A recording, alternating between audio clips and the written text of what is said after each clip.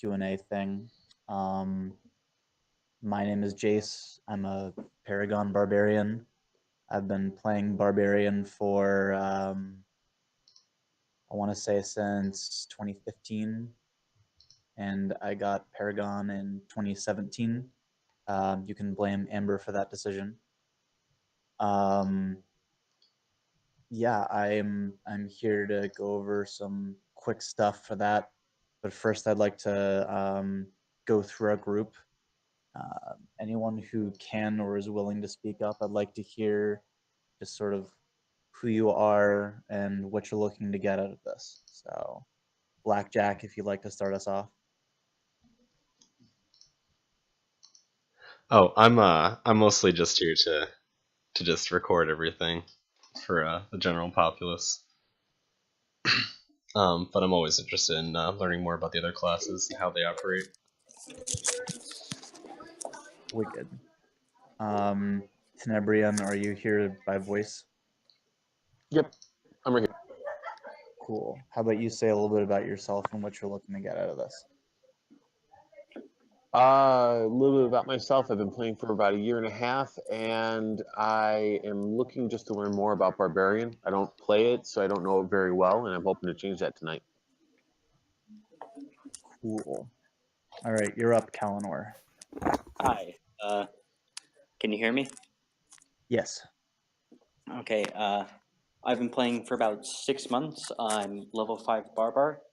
I should be 1 credit away from level 6 by Mud League. Very nice. Very nice. Yeah. Yay, I finally got off. Welcome, Archives. Arkzire? Yay, you got it. Hey. I just did a little bit of an introduction. Everyone has introduced themselves. It's your turn. Hi, I'm Arksire. June will be 2 years. Barbarian was my first max class. I got to 6th level about 2 months ago, I believe. What sort of stuff are you looking to get out of this class? I'm trying to figure out different fighting styles. I've mainly been flow barbarian the entire time. I'm trying to figure out down spear or using other weapons like shield. I haven't really sword and board much, but hoping to get into it. Yeah. I forgot to say what I wanted to get out of this class. Pretty much the same thing. Also, remembering how to use my abilities mostly. Because I don't actually use fight after death a lot. Ever. That's legit. Yeah. I mostly use. And Horizon. Are you here by voice, or are you just sort of here?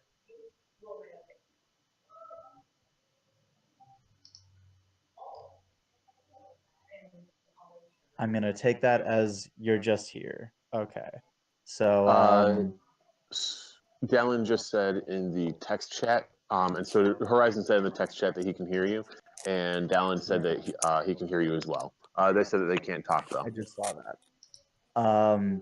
So I've got some quick things that I like to go over. Shouldn't be too bad. Shouldn't be too damaging. If anybody has any questions or stuff in the middle of it, I'm happy to stop. But at the same time, because of voice constraints for this, and because I trust you guys, just throw up a wave emoji kind of deal in the barbarian chat if you want to talk. Let me give you an example. Just throw up one of those, and then you can have the floor for a bit. How does that sound? Okay. All right, wicked. So you're here about are you actually going to talk, Sefton, or are you just yeah, I thought so. So first thing I'd like to cover is barbarians. How do you want to act as a barbarian?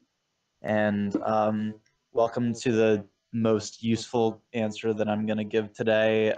However you want to, just be respectful. This is when it comes to how you want to role play. You know, if you want to fill a particular type of persona, that's totally up to you. That's the nice thing about doing a LARP. You know, you aren't, just because you're a barbarian doesn't mean you have to be like, you know, hyper masculine, buff, but shouting at people, all that stuff.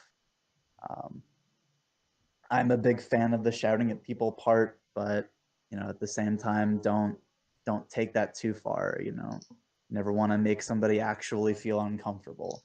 I've been pretty good every time that I start shouting at people as a barbarian to check in with them and make sure that we're doing all right. That's a good question, Blackjack. I'm gonna say no because I'm probably gonna reiterate whatever questions come up in the Barbar chat over voice. So that's how to act as a barbarian. Does anybody have any questions or anything like that in that vein? Cool. Let's move on to garb. Honestly, pretty much the same thing. When it comes to certain folks, you know, looking for Paragon, I know this discussion has come up before. They want to be able to recognize you as a blank, whatever class you want to become Paragon in, you know, on the field, just looking at you at a glance. I'd say just so long as you have garb that's, you know, of a decent quality, like, or even of a decent aesthetic. So if you can have decent garb and play a barbarian, you can have terrible garb and play a barbarian if you mean it to be terrible and you do a good job making it terrible. Again, within good reason. Like, we're all here to have a good time. Does anyone have any questions on the garb front? I think a T-tunic is okay. A t-shirt tunic. All right, I'm not qualified to talk about that, so I'm going to move on. So equipment. I know that this is something that was pretty hotly talked about before. I encourage anyone playing any sort of melee class and wanting to get the most out of it to bring as much of the written down, you know, what you can use equipment on the field at once as you can. That applies for everything from assassin to warrior and everything in between. So, for instance, whenever I play a barbarian, I like to, if I have it, I like to bring my at least 2 swords, preferably more short swords. I like to bring a small or a medium shield, if not both. I like to bring a javelin, if not 2, and that's my usual loadout. I'll confess, I don't follow the rock or longsword Bible. Sometimes I like to use a polearm, but I'll admit that it's not usually what I like to go for. I'm seeing some talk about bare chest barbarians, and while it is nice and it is going to get warm outside, at least 1 point of armor does you so much good in our game, because there are a lot of things that will kill you if you aren't wearing any armor. And honestly, you don't really have a good reason to not wear armor besides you don't want to, because barbarians can't take any enchantments from any other classes. That means you can't do you can't have your ancestral armor from your friendly druid or anything like that. So whatever you bring onto the fields, whatever you got. Investing in a good quality gambeson will do so much good for you in our game.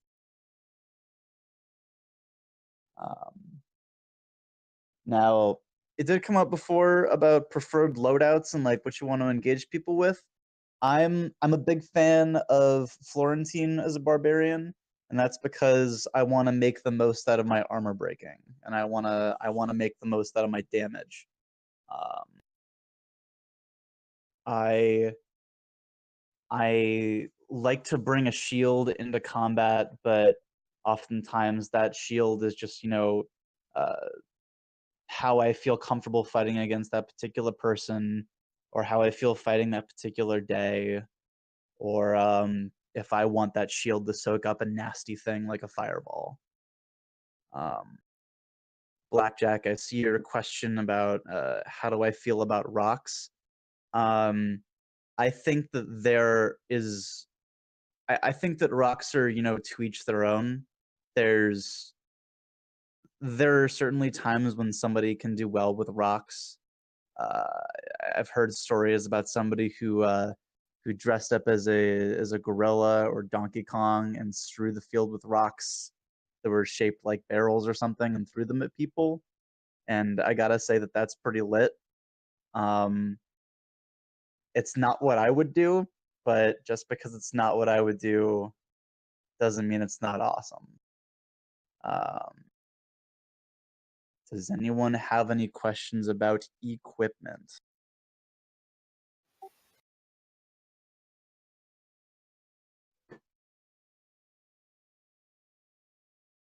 Oh boy, we got several people typing. Arxire, I see that you're the first one to abide by my please wave the hand rule, so you have the floor. Oh shit, 1 second.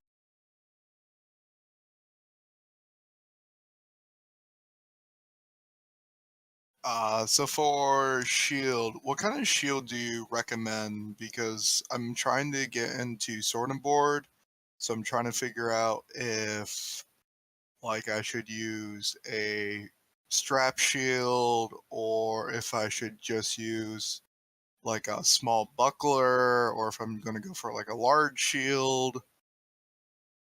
Any recommendations? This is all going to come down to preference. I know that doesn't really help a lot, but I am going to back this up with what I would say. I'd say that you should try. Barbarians can use up to a medium shield, so I'd recommend that you either make or find someone who, like a vendor who sells shields, and test them out. Try strap or try punch, and just go. Maybe find a friend who has one or the other, and then get a good feel for it, so you can find out which one you prefer. That being said, I prefer my strap, or I like using strap, but I would say that the most efficient thing as a barbarian especially is probably a punch shield. And that's because a lot of the time the truly nastiest things against a barbarian is a pinning arrow or a lightning bolt. And the best defense against those, I mean, for one, is to just dodge them, but in that absence is to do the good old horizontal let go of your shield to block it thing. So I guess TLDR, I would recommend a punch shield, but find what you like. And if you let go of your shield, what does that do for you when you do block? So in our rules, you're allowed to let go, not throw, but you're allowed to let go of your shield at any time. And as soon as it's let go, it's considered a piece of terrain. It's not you don't have to worry about things going through it to affect you. But again, you can't actually throw it at somebody. So for instance, I'm running down this wizard. This wizard has a lightning bolt charged. He throws the lightning bolt at me. I let go of my shield. After I let go of my shield, the lightning bolt hits the shield. I'm not stopped. I'm not affected by lightning bolt at all, and I get to do whatever I want to that wizard. Right, and it would destroy the shield in that case, correct? It does not destroy the shield. Oh, that's pretty cool. Lightning bolt does not break shields. What about stuff that would otherwise be shield breaking? Stuff that does break shields would break it though. Okay. In the case of like a warrior, I think that there's an argument for a strap shield, but even then, like there's still things that can break a hardened strap shield. I would like to move on to the next question. So Kalinor mentioned chainmail. This gets into like more preferences. I would say that so barbarians can have a maximum of 3 points of armor. The sort of I don't know, the nice sweet spots or whatever for armor are 1 point of armor, 4 points of armor, or higher. Barbarians can have 3, which is not in the sweet spot. By the sweet spot, I mean things that are armor breaking. So at 4 points of armor, you can shrug 2 shots, assuming you don't have any special enchantments for your armor. At 1 point of armor, you can shrug 1 shot. And then every point above 4, you can shrug an additional shot. But since we can only have up to 3, that means that any engagement against somebody that has armor breaking is a little bit awkward. That being said, extra points of armor are still extra points of armor for any non-armor breaking situation. So if you want to fight like an assassin or a scout or any other class that doesn't have armor breaking built in or armor breaking weapons, then chainmail gives you a pretty big advantage when it comes to those confrontations. All right.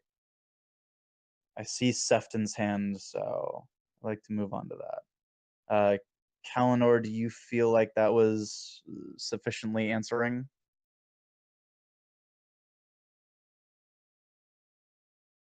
I don't know if he's there. All right, moving on. Are there? Sefton asks, are there weapons that work better with abilities that barbarians get than others? So actually, this sort of goes into what I talked about with Florentine. Barbarians are always armor breaking. So that means that if you, in my opinion, want to get the most out of your armor breaking, if you want to like really shred somebody's armor, then flow does wonders for that. You can absolutely use because you have access to pole arms. Having a pole arm and particularly a crushing breaking extra padded pole arm is pretty awesome just to have, because that's something that not a lot of classes get.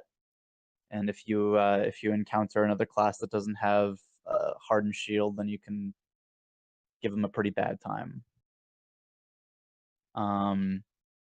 We talked about rocks. Like I said, I haven't had success or use with rocks before, but they're pretty cool. In the no other classes gets them, so you may as well make the use of them if you have them. I'm a big fan of javelins. I myself had a couple of javelins commissioned that were maximum length, and honestly, the things basically double as stab only pole arms, and they make for some wonderful times of turning short range engagements into awful times for people to run away when you just get them and you remind them that you can throw your weapon at them. Hope that was a good answer for you, Seth. The next hand I see is Kalinor. You know what? That's a good question. The things have been sitting in my closet for a long time, so let's check the rules of play.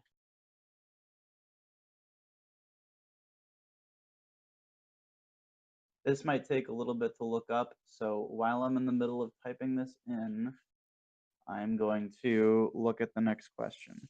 Can you kick or punt a rock? I mean, you technically can. It won't count as a wielded weapon, and therefore doesn't deal damage to people. But if you want to knock it out of the way, I'm sure that's fine. I wouldn't. I would make sure that you're only kicking your own rocks and you're not kicking other people's rocks, because they might get angry about how you're handling their weapon. And that's my best answer for that. The maximum length for a javelin is 72 inches. And there you have it. All right. Do we have any more questions about equipment for a barbarian? Going once. Going twice. I'm seeing people typing now. Oh, everybody's typing. Oh my god. Arc Zyre, you have the floor. So when you say just carry all the equipment that you think that you're going to use onto the field, would that require like a strap on the shield? Do you put it on your back? Do you set it down? Is there like a spot that you go back to retrieve your weapons if you want to change your loadout, or how would you do that? I'm a fan of leaving it all in base, or the stuff that I'm like not immediately going to use at base. And what is it? So like I also think that it's pretty safe to engage somebody with if you have a strap shield, like strapping it to your arm, and still having that in your arm, but also having two swords on you, so you can sort of have them wielded, and at any time you can shrug off that shield and then be able to keep going. But otherwise, all of the more cumbersome equipment that you're not going to be immediately using, I would make sure to leave at your base, because having the option is good, but being weighed down by the option is bad. All right, Kalinor, what is a good core for a pole? So that depends on who you ask. Bamboo stuff, yeah. Bamboo is nice for more, I guess I'd call it budget friendly. The issue I've found is that even the Tonkin, fire hardened bamboo stuff that I've gotten winds up breaking after a while. Especially if you do like tourneys or things like that, or you like grinding on people with polearms, that is, then you'll find that they can snap pretty easily. So just got to keep that in mind whenever you build one. If you build a bamboo pole, it's for now, but it isn't necessarily for later. I know that there's a place, what is it, Band Shop, where you can get some heavier, more durable graphite cores, or I don't know, graphite or whatever they make it out of. Yeah, fiberglass. That's it. It's much heavier, but it's much more durable. That's the kind of stuff that I'd recommend you build your war poles out of, the things that you want to be your crushing, breaking, longer weapons. That being said, I've never actually shopped from Band Shop before. I'm gonna pull them up really quick to have them as a reference.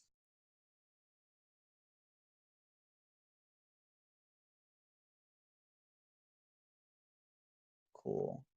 I'm gonna look through there when I got some spare time and see if I can't find a. Yeah, there you go. Blackjack found something good. Yeah. Yeah, those sort of things you can turn into pole arms that are more durable. I personally have a Tonkin or a fire hardened bamboo pole arm. It was 8 feet long until it had an accident over at a certain Ebb and Falls event, and now it's a meager like 5.5 feet tall or something. That being said, I still love it. and I still have all my teeth. All right. Does anyone have any more questions on equipment for barbarians?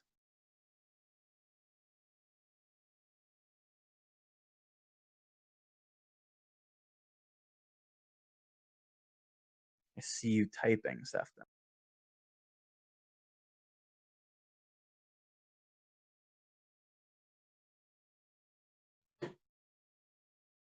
All right. Well, I also see Kalinar typing.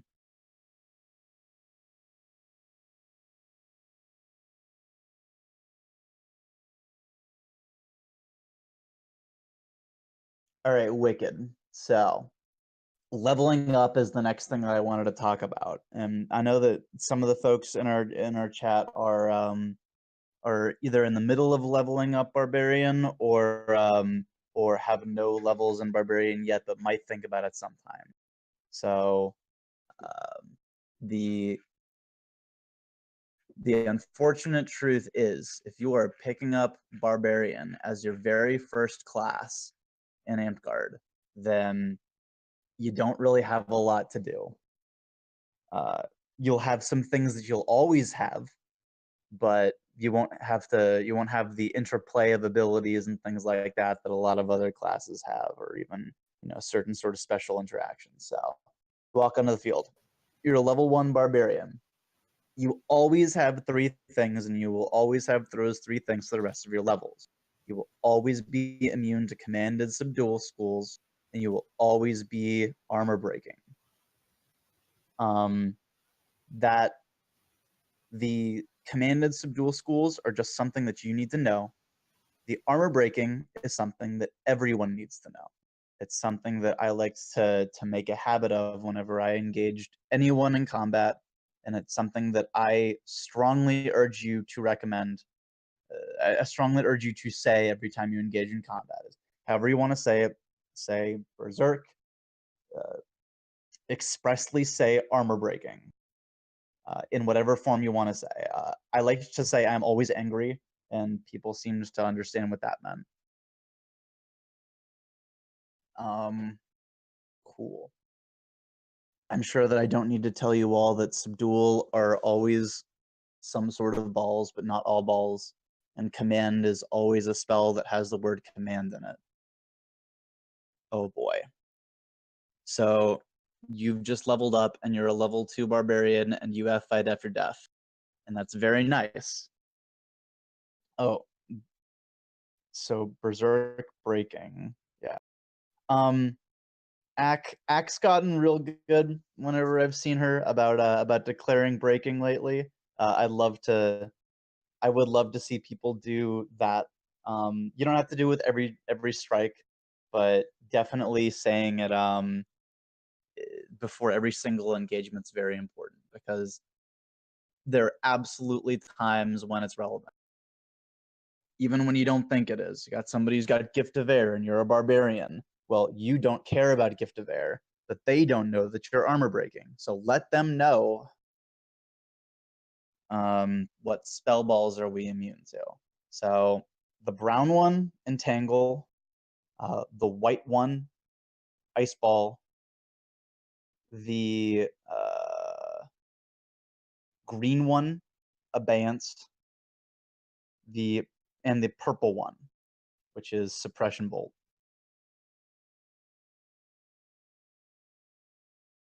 Hi, Rayland. So I'll interrupt this really quick because I don't know how long I got you. I'm a big fan of flanking. I know that you can absolutely do it in the front line, but that being said, something that I'm going to get to later is going to point out that barbarian flourishes when fighting opponents who are isolated.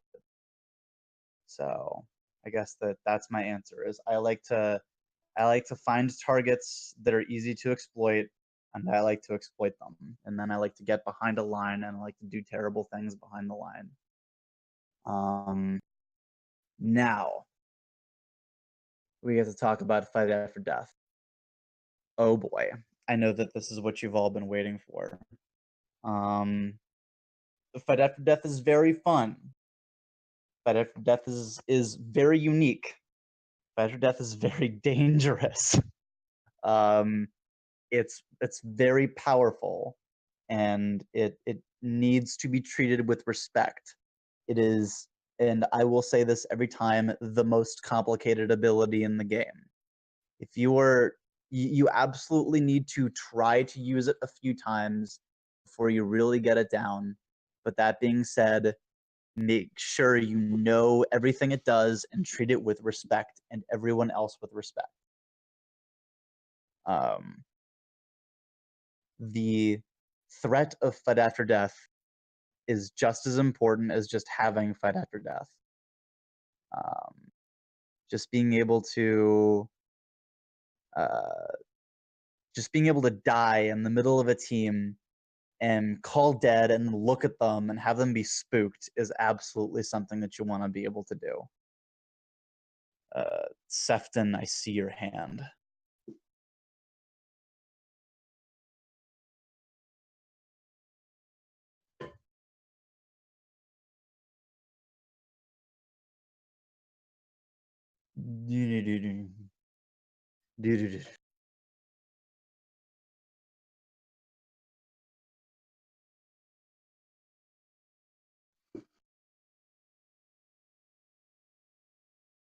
How do you mean that it says that you can say it as per other counts?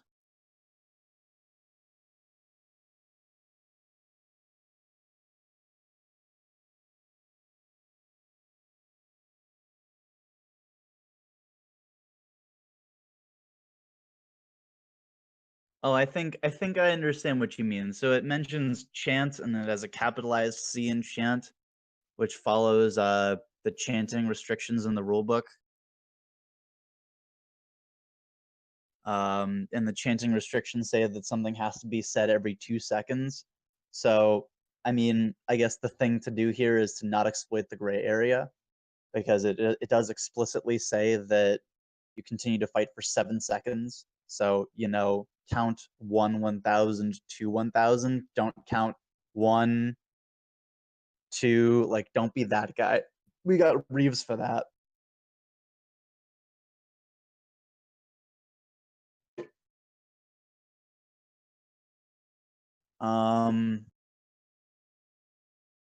Do we have any other questions about Fight After Death?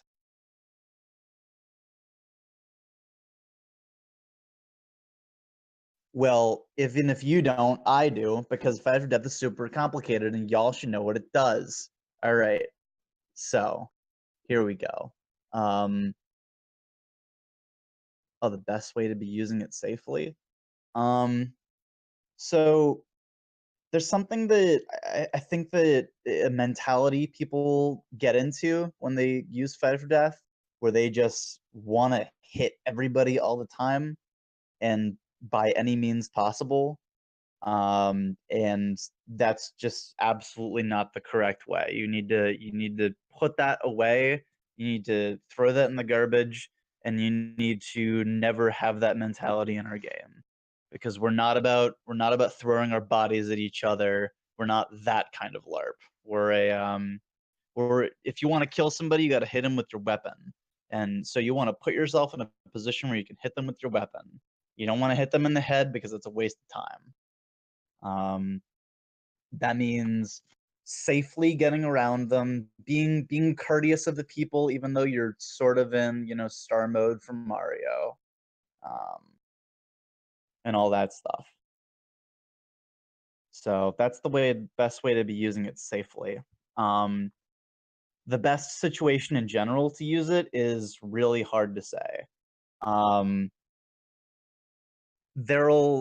There'll be a moment when somebody there'll be a moment that'll click for you when it'll be a good time. Like I can say that the best times that I've had are like when my whole enemy team is together and they're all moving with an objective, So I run up to them and I want to die. So I run up to their melee guy and I don't run at their wizard because I want to die. And I run to their melee guy and I open up my chest because I want him to stab me in the chest. I want to have both my arms for this fight. So when he stabs me in the chest, then I'll do whatever I want to his team and all that stuff. So that's that. Sefton, you can target specific people with fight after death, so shields are good targets. It's true. So it's mentioned in fight after death that you gain shield crushing. Your melee weapons are shield crushing. Which is another reason why I like to do flow, because flow in fight after death is decidedly better than, you know, the other weapon combinations. Like a shield isn't going to do you a lot of good in fight after death. A polearm can, but I think that two swords are going to do you a lot better than anything else. At least that's my opinion. I would be willing to argue that there's a time when you can break someone's shield and fight after death that'll be real good. But that time will be when you have people backing you up who can take out the person after you take out the shield. Otherwise, honestly, you are ignoring the person's attacks in the meantime. You can just wrap your arms around the shield, not like constricting the shield or pinning it in any way, but you can just sort of, you know, maneuver all the way around that stuff and get at the good, juicy, fleshy bits.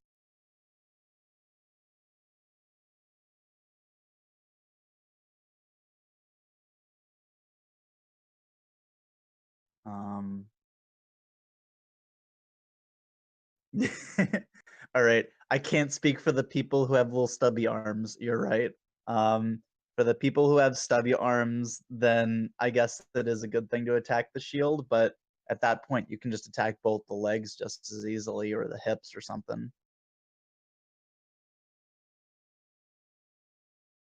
All right. I'd like to get a little bit more into fight after death because I know that that's sort of the, you know, steak and potatoes of this class. So the first thing in a fight after death is you die. If you want to use fight after death, you have to die. Dying means calling dead. Dying means you get hit, and it's clearly the shot that kills you.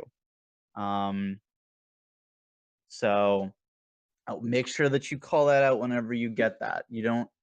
It is so easy to piss people off by doing particular things in fight after death. You wanna make sure that people understand the restrictions of what you're doing and that you're abiding by all the rules in that. You want to make sure that you're chanting your count loudly, so everybody can clearly hear you and understand where you are in your count. When you engage someone, I mentioned being shield crushing. Make sure that you mention armor breaking, shield crushing, because the armor breaking still always matters, and the shield crushing is new here. I'm absolutely a person who will forget to mention shield crushing in the middle of fight after death, but again, that's also because I like to reach around the people. When you die, if you are wounded when you die, you keep those wounds. If I am armed and then legged and then go into fight after death, I am both armed and legged. That means I have to keep that wounded knee on the ground. That means that I cannot fight with that wounded arm. And yes, that means if I have both my arms taken, then I can still use fight after death, but I cannot wield a weapon in fight after death. If you have both your legs taken, technically you aren't supposed to move because a wounded knee has to be kept on the ground. Yes, I know, it sucks. I found that out today. You cannot activate fight after death if you died while suppressed, stunned, in-sub, or frozen. Easy. Just, if you died in a state, think about the state and you keep it. Cursed doesn't matter. Stopped means you can't move your feet. If you died in a with an ongoing effect, then as far as I know, that effect stays in play. So I'm actually not seeing anything that says, yeah.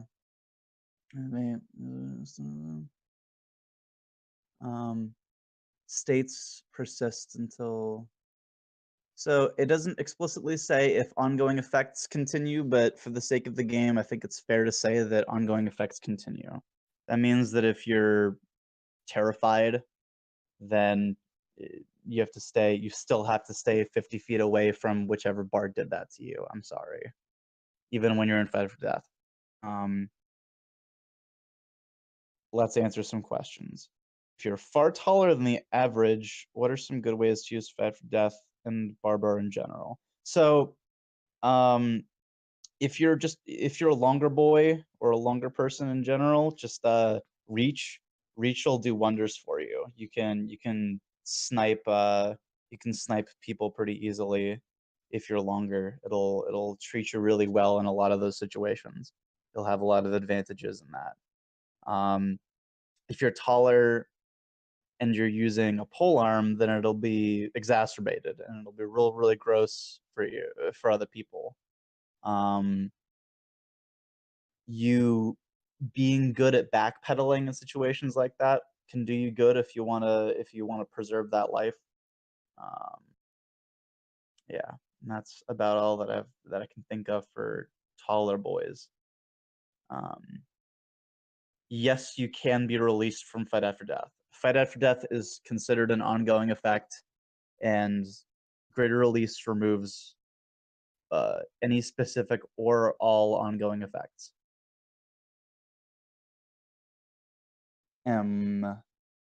You cannot move game objects or items in Fight for Death. Your job is to kill people in Fight for Death. It is not to win games by other means.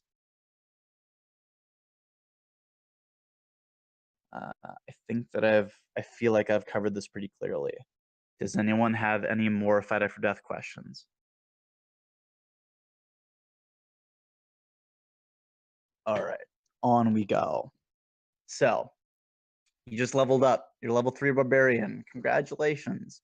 I personally feel like this is when the class really opens up for people. So go figure, barbarian is a martial class. Martial classes are more inclined towards combat or melee combat especially than other classes.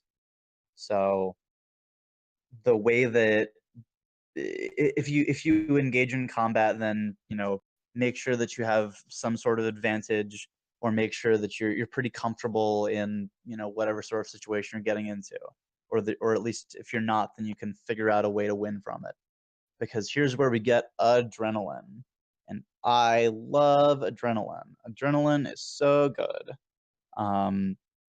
Adrenaline means that if you can kill somebody and you don't have any other bad people around you, you can heal a wound by just calling adrenaline. Yeah, it's that crazy. It's real good. As far as I'm concerned, this turns any engagement that you can get somebody to leg you in exchange for killing them into just free kills. It's super gross. And yeah, I know, like,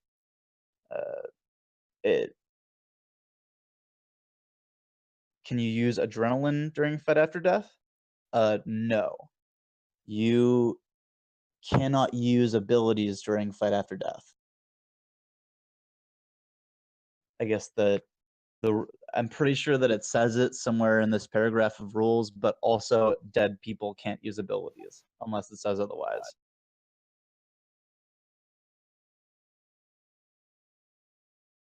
Yeah, all those things.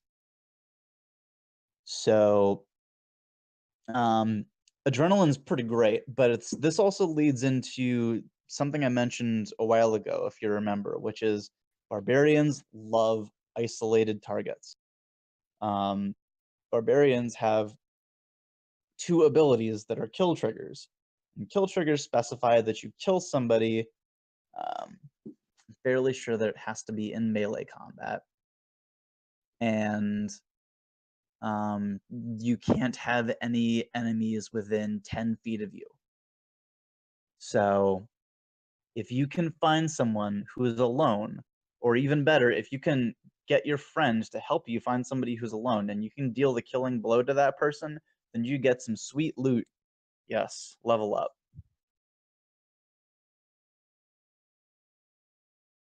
Does anyone have any adrenaline questions?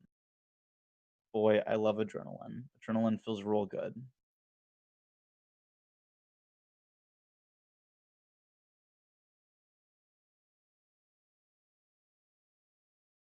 Correct. Adrenaline is unlimited. You can use that as many times as you kill people.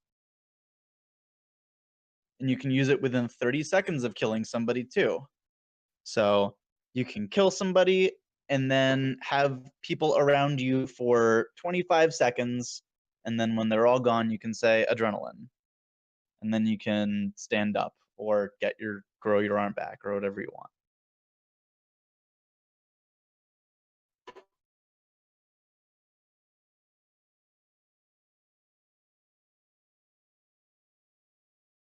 See that typing.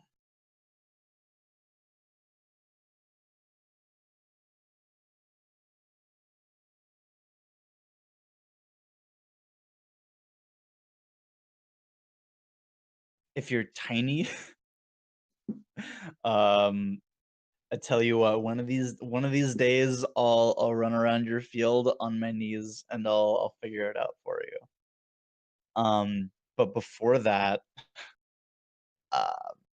so if you're shorter, that means that your hitbox or the area that you're going to be hitting on other people is lower to the ground. You're sort of like cone of attack or whatever people want to call it. So there's some benefits to legging people and leaving people, but also hips especially are going to be easier targets for you. Since VA, it's all about strategy and all about how classes work in combo with other classes.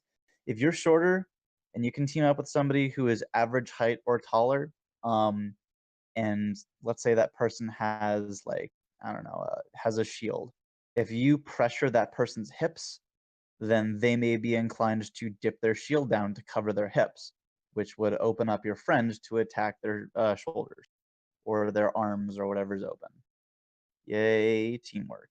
And you can do that to somebody who is isolated too, or all alone with no friends nearby. And then if you kill them, you can use adrenaline.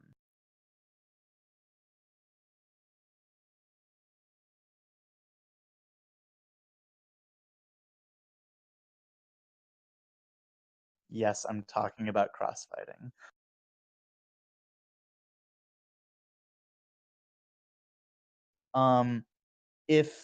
If you find that the shoulder is a little bit hard to get to, then that might be a good. Then I'd recommend the hip instead. But then again, oh boy. Then I like to fight, and I like to be. I find that I'm usually one of the more competent fighters in whatever situation I'm in, thankfully. But I'm not sure that I would say that shoulder versus hip kind of stuff, which is technically better. But in my opinion, if you're lower to the ground, then you'll have a better time attacking hips than shoulders. All right. So, talked about legging people, and legging people isn't legging people can be cool in certain situations, absolutely, in certain objective games. I prefer just killing people. But if you just hit level 4, then you've got Brutal Strike, and Brutal Strike is pretty cool. It doesn't have a lot of times when it's super useful, because in my opinion, if you can Brutal Strike someone, you can probably also kill them. But that being said, there's some pretty cool tactics you can do with it. I'm a big fan of finding a healer or a wizard or someone who's alone and using brutal strike on them. And yes, I get to shout that fun little phrase at them, and then they gotta sit there and think about what they did for a long time. Feels real good. There are definitely other applications too. If you do it to a monk, then they can't use their own heal on themselves the rest of that life until they have it greater released or something. If you do it on a warrior, warrior cannot use true grit on themselves for the rest of that life. And you make sure that you remind them of that, because cursed and suppressed. If you do it on a fellow barbarian, they cannot use adrenaline for the rest of that life. And yes, in case you haven't found out yet, barbarians are really strong against other barbarians.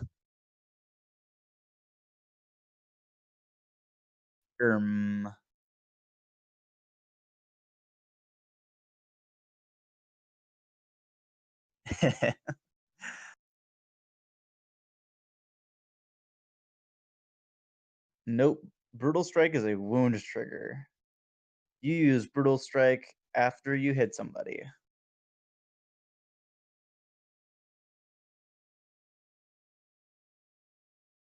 And that's correct. It is melee only.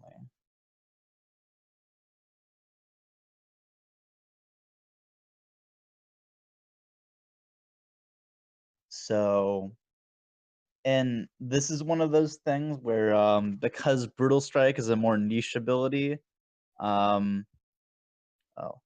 so yes, Arczire, they would be immune to resurrection. They'd be immune to everything from the Spirit School, which includes healing and resurrection, with the exception of Greater Resurrect.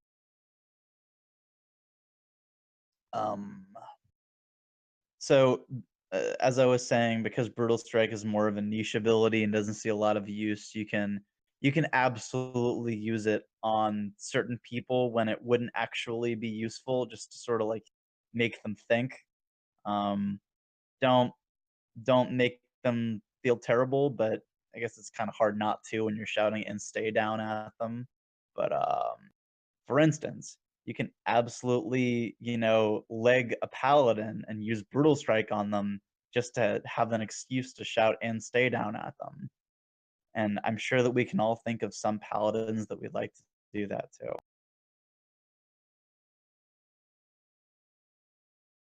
And now I've had that recorded and immortalized forever.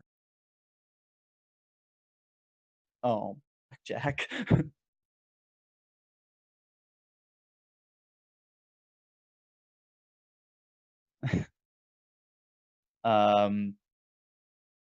No, Sefton, if you're gonna do it, you gotta do it right.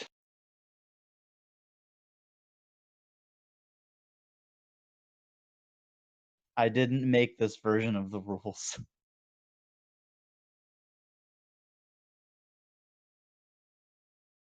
No, it's not that. You're almost there. You're 1/3 correct in the incantation of Brutal Strike. All right, let's move on. So, congratulations on your level 5 barbarianness. At level 6, and you get the honestly a little bit underwhelming, but still really important extra uses of Blood and Thunder. So I've been assuming up to this point that you don't have Look the Part, because just to keep things real simple. So Blood and Thunder is wicked cool. Blood and Thunder, you can use it at the same time that you can use Adrenaline. You can use both Adrenaline and the Blood and Thunder after killing the same person. You still have to be 10 feet away from enemies, so again, roll good when you got somebody isolated. Blessing Against Wounds lets you get away with some real dirty stuff. Blessing against wounds means you can shrug wounds kill shots. That means it'll discharge a poison from an assassin. You can soak up any sort of non-phase arrow or non-pinning arrow. You can ignore a fireball, because yeah, you can. Yeah. I mean, it's blessing against wounds, honestly. If you know what blessing against wounds does, you know what this does. That being said, again, this ties into adrenaline being. This ties into the barbarians really like to kill people, and they really like to kill people who are isolated. Do we have any Blood and Thunder questions?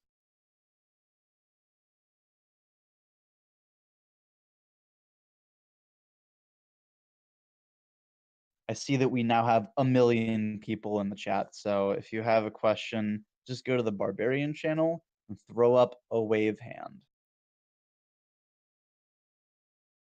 And then I will either give you the floor and you can talk, or you can type it in the Barbarian chat. That is correct, Arkzyre. You do need a strip for it. And yes, it is a white enchantment strip.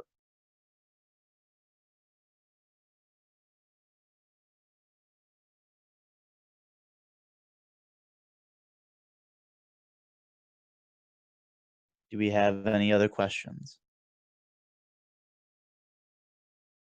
Going once. Going twice. All right, cool.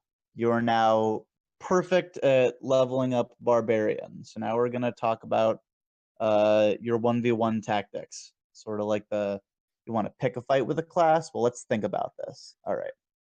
So we're going to assume that you're a level 6 Barbarian. I'm a real big fan of doing the flanking thing, because the flanking things means that you can get into positions that make the enemy front line or the enemy sides really uncomfortable, and that means that if they stop paying attention to you, that you can deal some serious damage. So real quick, we'll go over like the things that make you strong against a class, the things that make you weak against a class. So we'll start with Archer. Archers are real good against you from far away. Pinning arrow is really, really strong against you. Suppression arrow will still suppress you because it's a sorcery school. Remember how I was talking about a punch shield and how punch shield's your best friend here? Well, punch shield's really your best friend here. If you want to give the archer a bad time, see them load up that yellow-tipped arrow and shoot it at you, and then drop your shield just before it hits you, and you can give them a really, really bad time. As soon as you get close to that archer, they're going to have a terrible time because you outclass them in armor, you outclass them in weapons. I'm going to assume that you have 3 points of armor here. You outclass them in abilities. Yeah, like terrible time. Assassins are really good at staying away from you. That's fine. If you can get an assassin to use up their abilities, then that's fine. You can't do anything about insub, so you gotta move on. You gotta think about where you are, and you gotta move on. You outclass them in armor. You outclass them in weapons. Again, don't forget that you have armor breaking. That means that they essentially have 1 point of armor, just like archers. Hold person doesn't matter against you. Wounds kill really suck, so if you've got any unarmored locations, keep those covered. Otherwise, assuming a 1-to-1 thing, should be a real easy fight for you. Other barbarians. This is really weird because you both have 3 points of armor. You both break each other's armor in one shot. Brutal Strike is really gross against whoever gets it off first. That's true. Javelins are strong against whatever class it comes up, but we're sort of figuring that if you wanna get the most out of your kill, that you're gonna be getting up close. That being said, javelins are an X factor. So, strong against barbarians. You break their armor in one shot. Brutal strike is strong if you get it off first. Blood and thunder is really powerful if you have it active when you engage that fight. And you can, fight after death, blah blah blah. Downsides: they can break your armor in one shot. They can use brutal strike against you. They might have blood and thunder.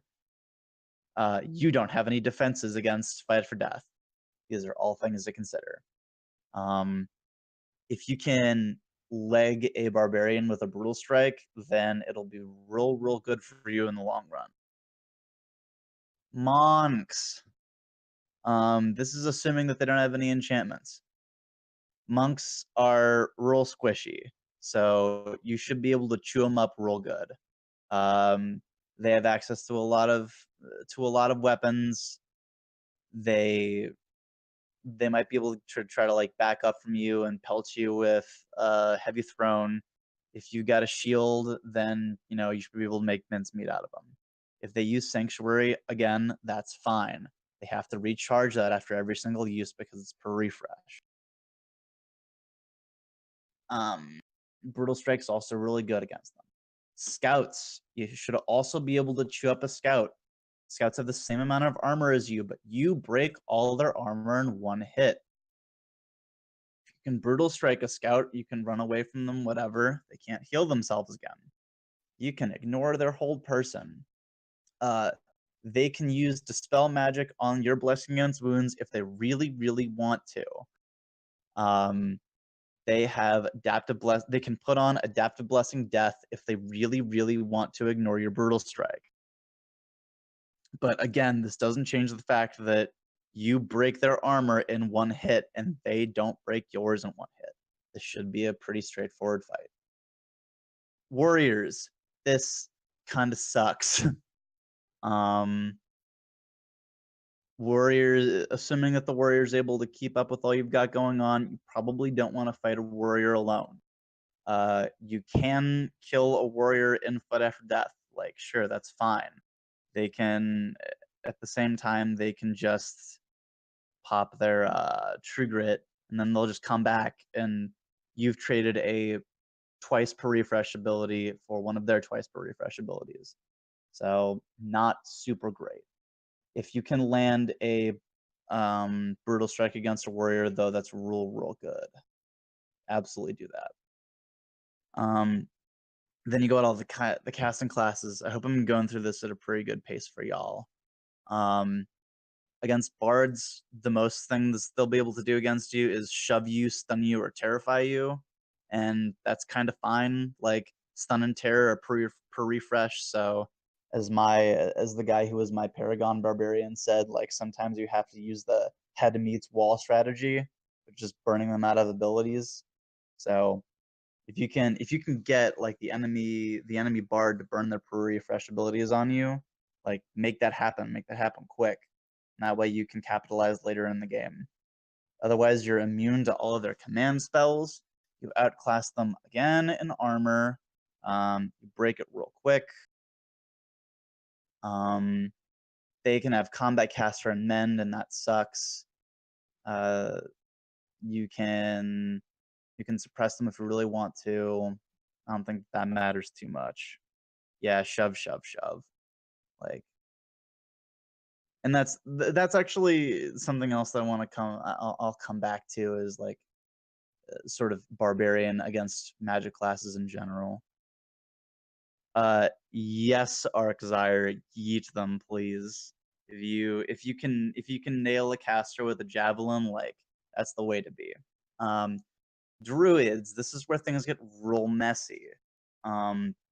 So up to this point, you've outclassed just about everyone when it comes to your attacks versus their armor versus their attacks to your armor.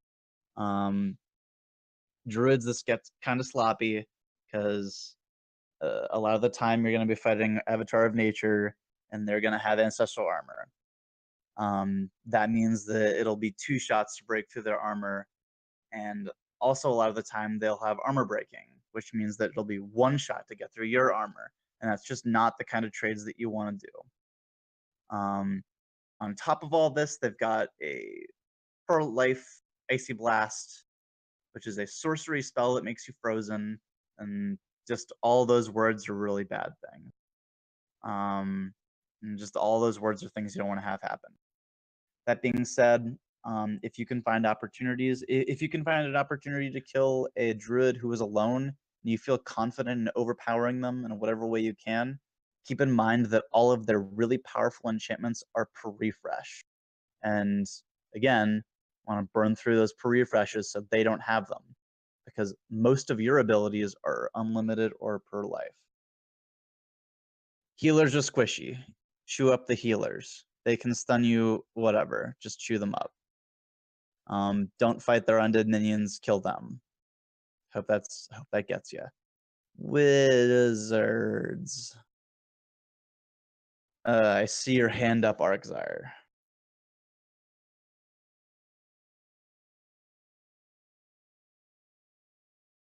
So, Ancestral Armor reads, well, roughly, that if something would take a point off of the armor, or if something would do anything to the player in that location as a hit, so be that a spell ball or an arrow or a melee strike or a thrown weapon, instead of whatever effect would happen from it, 1 point's taken off of that location.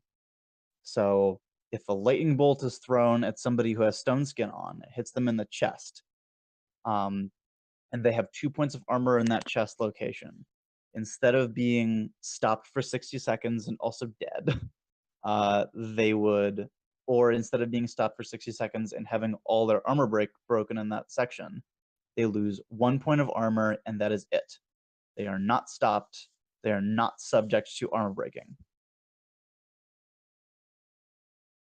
So that's why I said that Druid with Ancestral Armor gets really gross.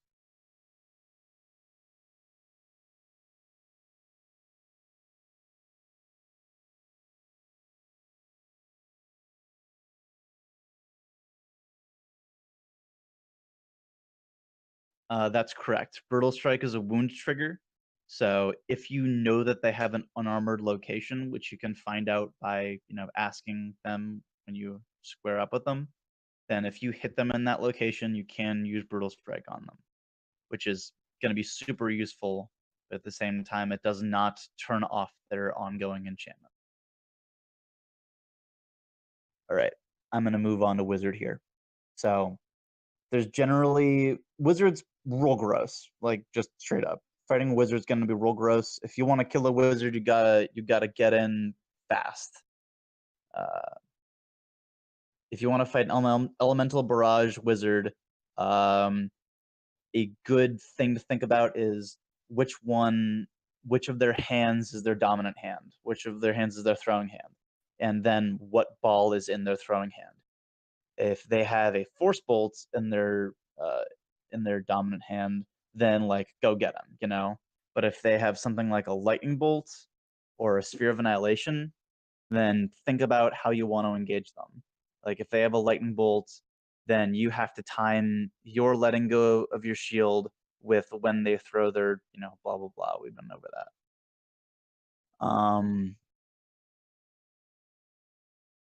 Yeah, just gotta run those down.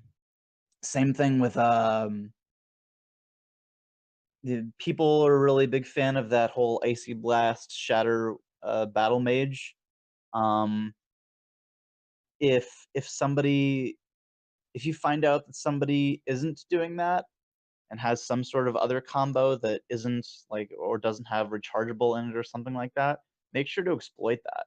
If you find out that your enemy battle mage has a per refresh ability that isn't rechargeable or hasn't been experienced, then run them out of that ability. Head meets wall. You win the long game kind of thing. If they do, pick your engagements carefully. Find out when they're not looking at you. It's my favorite time. And then start sprinting at them. Again, don't sprint at them with the intent of tackling them. Sprint at them with the intent of stopping a few feet short and then hitting them with your weapons. Your sword magic is stronger than what they have most of the time. I think that's most of what I got for that.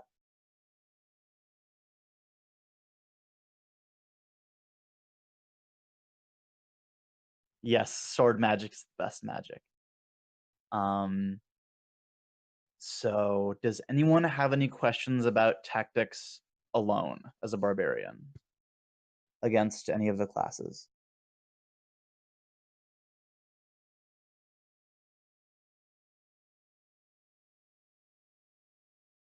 I see Arxire typing.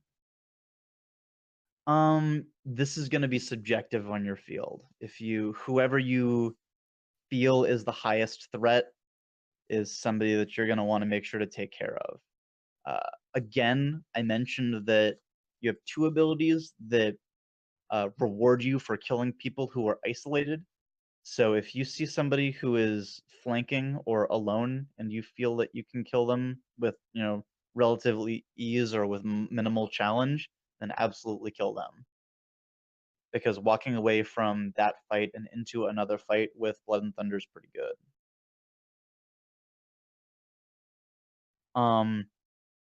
Barbarians are pretty darn effective against bards.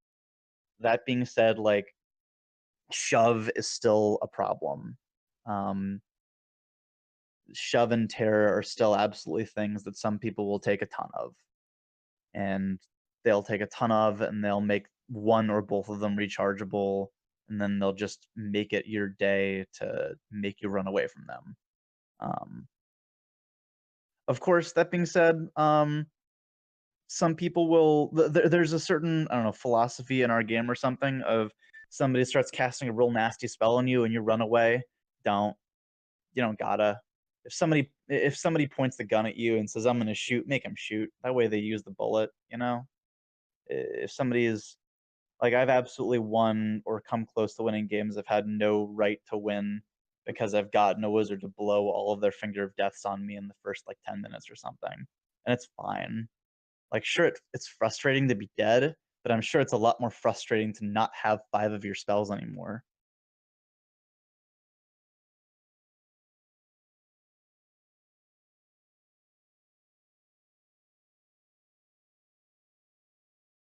I mean, yes, charge forward, but always be careful about it. Like, I did mention that it's good to make somebody use an ability, but sometimes it's not the right time. Like, if you being taken out really early would make it really crappy for your team, then maybe take a few steps back. Maybe make them want it. But when you do charge them, like, make sure it's the right time. It's so easy for people to fall into the mentality of like, oh, I'm a barbarian, I gotta get him, oh, here I come, and like, no, don't necessarily do that. Like, if you want to strike, be dedicated and be efficient. Don't be clumsy, and be careful too. Just because you're a barbarian doesn't mean you can't be careful. Does anyone have any more points about Barbarian 1v1?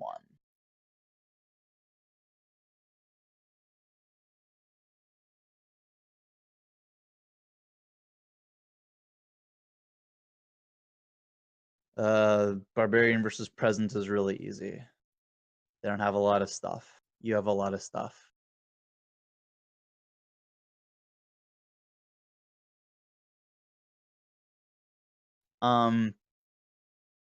All right, I didn't think I'd have to clarify what I meant by clumsy, but I guess when I say being clumsy, I mean being unsafe.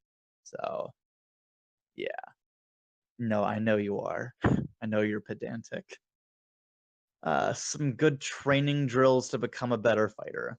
Find someone from your park who you're able to meet up with regularly and, spar outside of park. That's what I'd recommend. Just try different things. Make sure that you experiment with more than just the, 1 or 2 weapon styles that you really like to do. Like, make sure that you get a little bit more under your belt than just that. Like if you exclusively fight pole, try fighting with a couple different kinds of shields, just to say that you can, or just so that you can when it comes up. Pick up a javelin, practice with the javelin. Maybe give it like walk 20 feet away from a target or something like that, and then try 10 shots and see how you do. Maybe do that 2 or 3 times in a day, and then do that a few times a week. There's always the pelling stuff. I'm not even going to pretend to be able to tell you how to pel properly because I've been really lazy.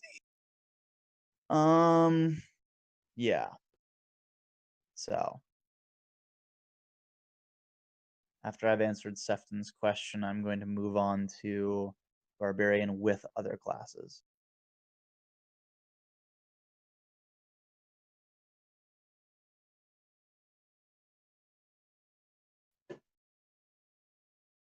And also, I hope I've kept this pretty interesting for y'all. I love talking, trust me. Nobody likes to hear the sound of my own voice more than I do. I can't tell if you all are enjoying it. So, let's talk about Barbarian with other classes. So, you're fighting with an archer. Awesome. You know what you want to do? You want to make it easier for them to land their shots. Let's say that it's you're fighting whatever Joe Schmo. We're not even gonna get into what class Joe Schmo is, but you're fighting them. You want to come at them from the side. If you come at them from the side, then it'll do a couple things for you. It'll do a good thing and it'll do a bad thing. The good thing it'll do is it'll open up the archer, assuming that the person, comes to face you and doesn't want to just take the shots that you throw at them, which is good. It'll give the archer an easier time to shoot at them, so they'll be able to get easier shots. That's great. The bad thing it'll do is if you go off to a side, then it'll open up the archer to get run down, which is honestly kind of okay, because if the person's turning away from you to run down the archer, then you should absolutely be able to, or be prepared to, run them down to defend them. Cool. That's all I really want to get into for archer. For assassin, if you want to do whatever you can to be loud and in somebody's face respectfully, if they're an opponent, so that your assassin friend can land those gross wounds kill shots on them. They can use hold person, so they can make a target easier for you to flank or something like that. They can defend themselves, so you don't have to worry about that. If fighting with another barbarian, then you can make mincemeat of a lot of things, but at the same time, you don't have a lot of defensive options, just purely offensive there. But honestly, that's kind of like the other ones. I know I kind of glanced over that one. Monks can take care of themselves. If you die, a monk can resurrect you if you haven't used Fight for Death. They can make it a lot easier to fight the spellcasting classes. Like, they can close the distance, and then you can come in behind them, and you can come in behind the monk who's keeping that spellcaster busy, and then you two can make a great time out of it. And they can also defend themselves with Sanctuary and things like that. I'd actually argue that Monk and either one of the spellcasting classes or Scout is really gross, because a Scout can heal a Monk. A Scout can... I'm sorry, not a Monk. A Barbarian.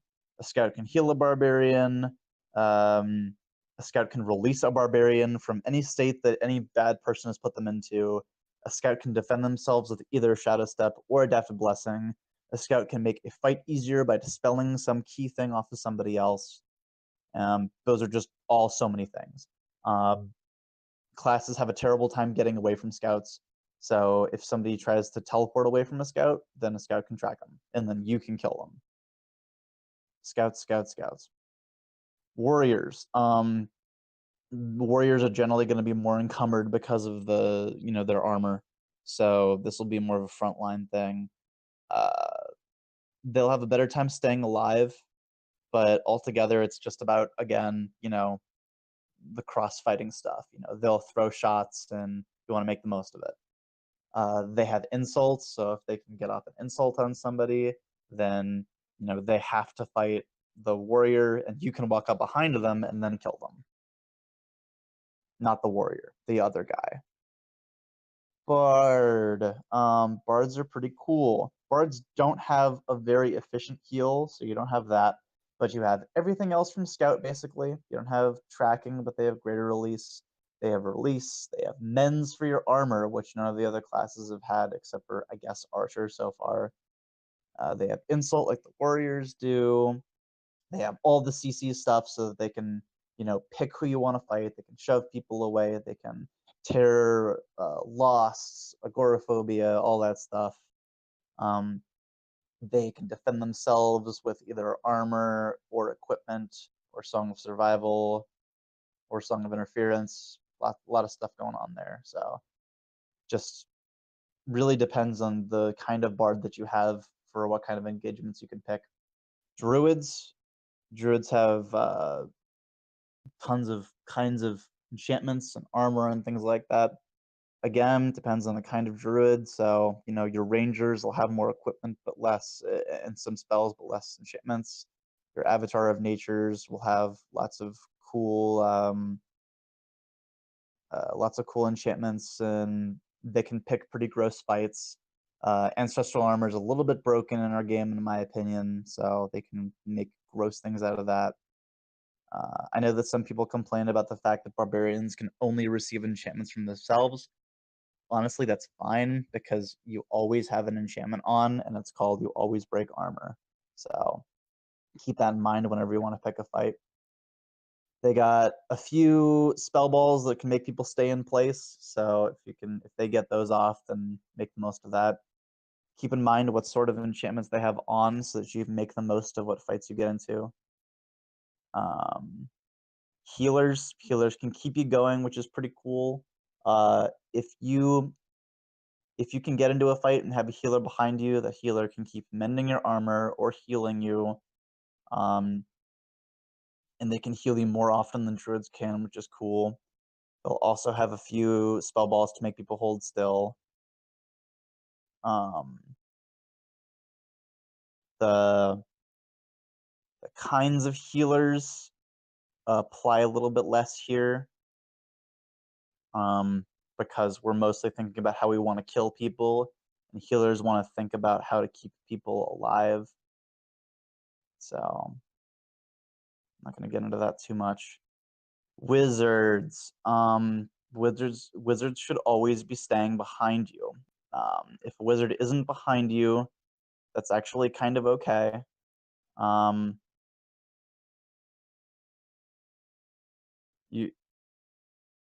Yes, Horizon, but we are not playing in that system. We're not talking about your system. So like, if we're talking about an evoker wizard, then you want to make sure that, again, just like the archer, that you line up the wizard so that they can get shots on somebody.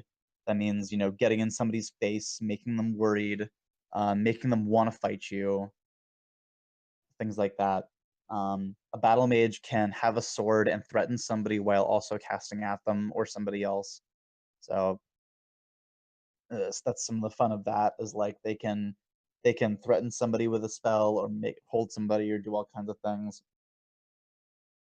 Wizards, again, can't really heal you like bards, but they can still mend you, so that's pretty cool. I realized that I didn't touch on anti-paladin or paladin yet. I'm going to touch on that real lightly here. So, fighting with them, anti-paladin, they don't really have things that can be directly offered to you like a paladin does, but you guys both have brutal strike. They have steal life, so that's pretty cool. Awe can, pick your fights. Poison's gross. Immune to flame and command means that they can charge down certain enemies. Yeah, that's anti-paladin. Paladin, immune to command and death. That's real good against bards. So if you ever want to like have the super team against bards, then there you go. Promag means, you know, you can just kill spellcasters because you outclass them in armor. Paladins outclass them in armor too. Resurrect is really cool. Extend immunities doesn't matter. They can heal you. Cool. That's a paladin. Let's talk real quick about fighting against anti-paladin. So they have more armor than you, but this doesn't really matter because they don't necessarily have armor breaking. You always have armor breaking. That means you outtrade them in armor. You have access to basically all the same weapons.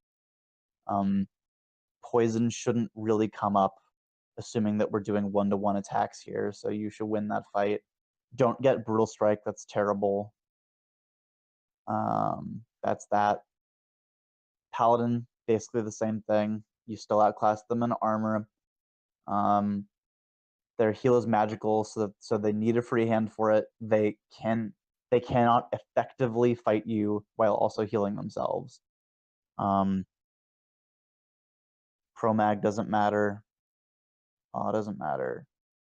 Yeah, you should be able to hose your local paladins. Cool. So now I have covered tactics with other players. Does anyone have any questions that they like to talk about when it comes to tactics with other players? I know that I sort of breezed over that. So if you'd like me to go into a little bit more detail, just throw up a hand and I'll get to you.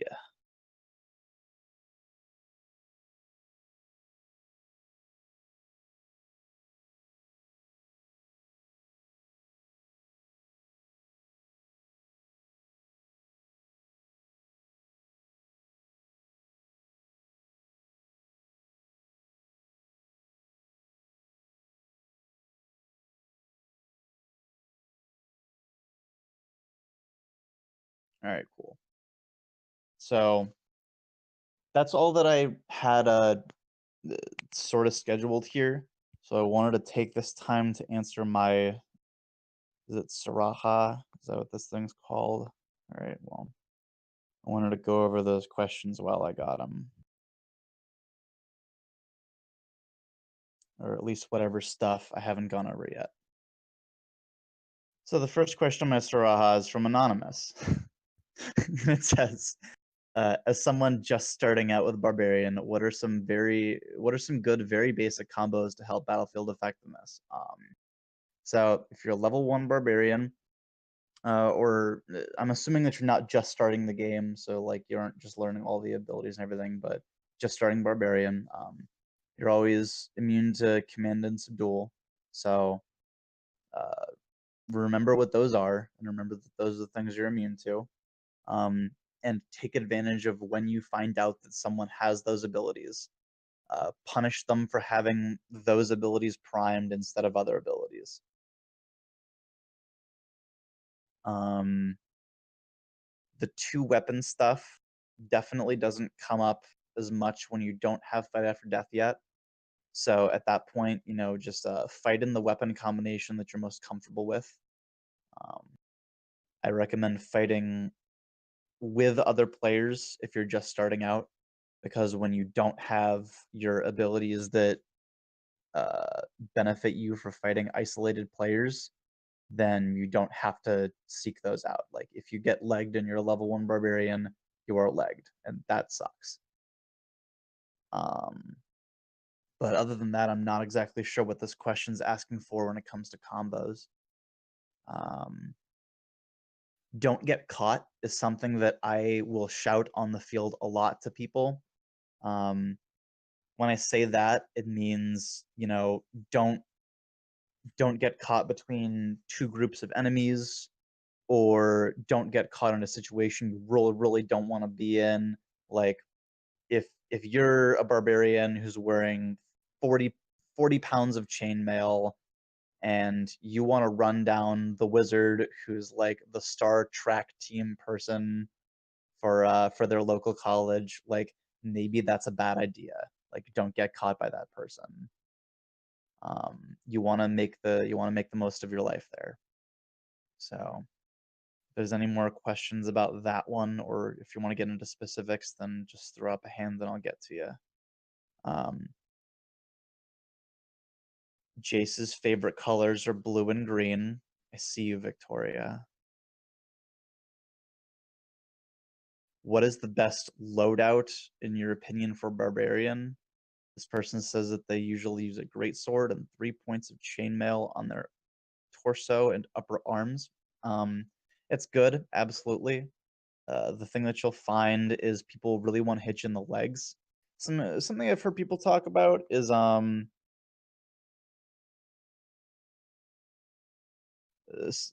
thank you, Sefton. Something that people really talk about is when you put armor in a position, what you're really saying is you're going to be hit wherever the armor isn't. So, for instance, or you want people to attack the place where the armor isn't. So let's say like I've got the armor that this person says. I have 3 points of chainmail on my torso and my upper arms. That means that the lower parts of my arms, I'm guessing by the wrists, and my legs are not covered. That means that this person is prepared to take shots to the legs. So that's absolutely awesome with adrenaline. That's really bad against assassins and general wounds kill stuff. Also, it's really bad against pole arms, because it means if you want to block your legs, you've got to duck down low with the great sword to guard yourself. And if they leg you, they can just walk away.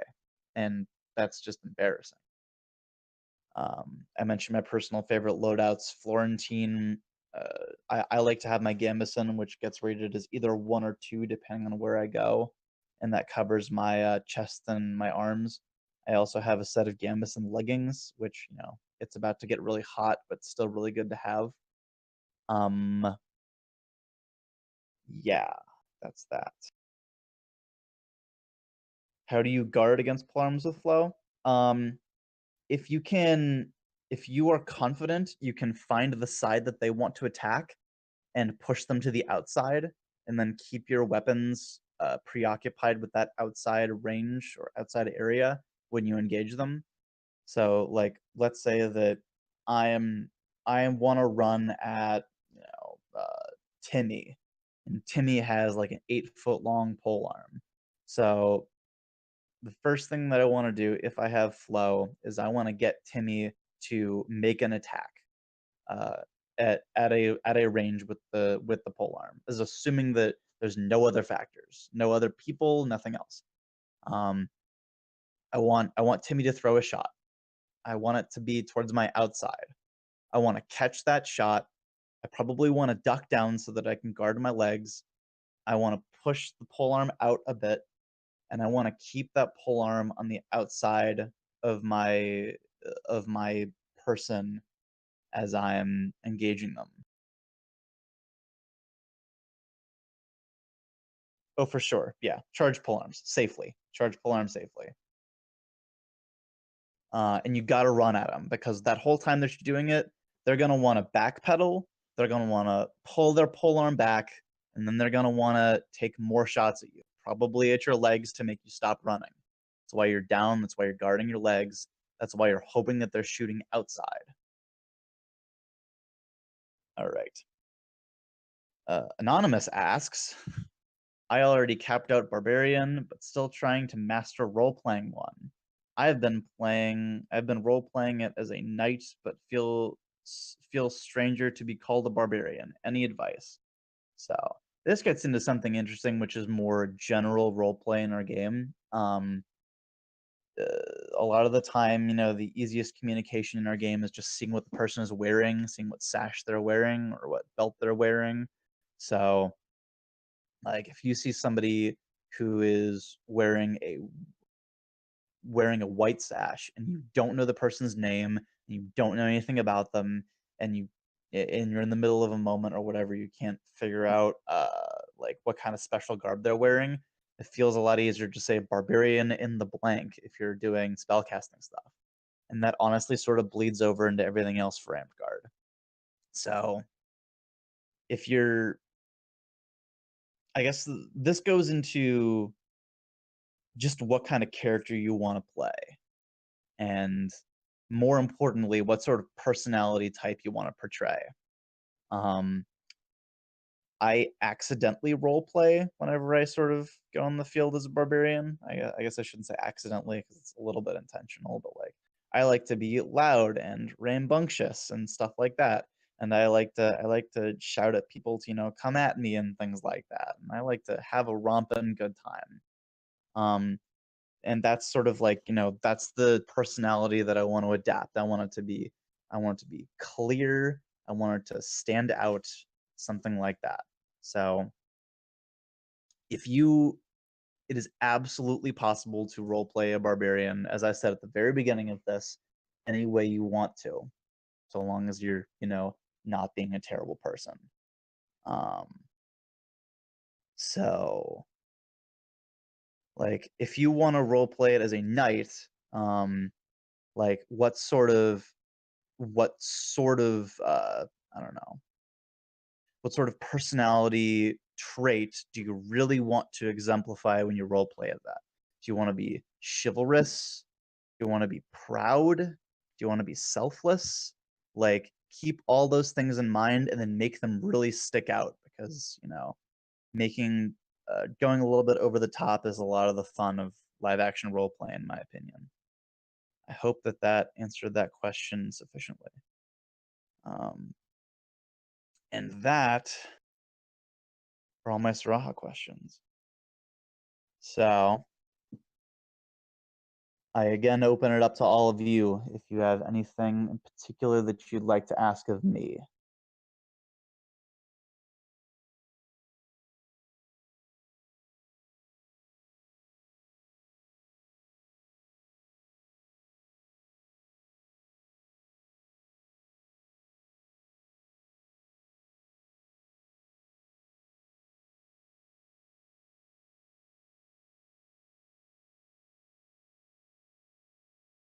Don't.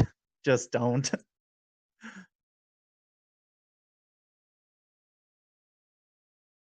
All right. It was really nice to have you Dallin. Enjoy the gym. I guess that in the lack of anyone else really speaking up, the last thing I would like to say for everybody in here is if you really want to get into barbarian and you want to make the most out of it, for one, learn what all of your abilities mean and what it means to everyone else.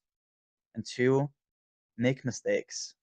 Like, don't make mistakes that'll hurt people, like fight after death, dumb stuff. But like, be willing to use fight after death at maybe the wrong time. Be willing to use brutal strike at a time that isn't great.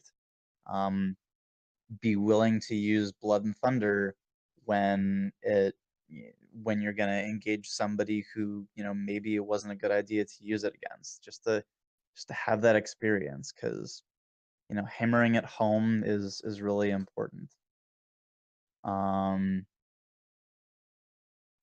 Yeah, and be willing to do things that might not be the right thing to do, just to experiment, because it's just doing it's what really matters. All right, I think that's all that I got for this. Thank you to the many people who have come. It was really cool having you, and really cool talking at you while you listen to me and sometimes type in a chat.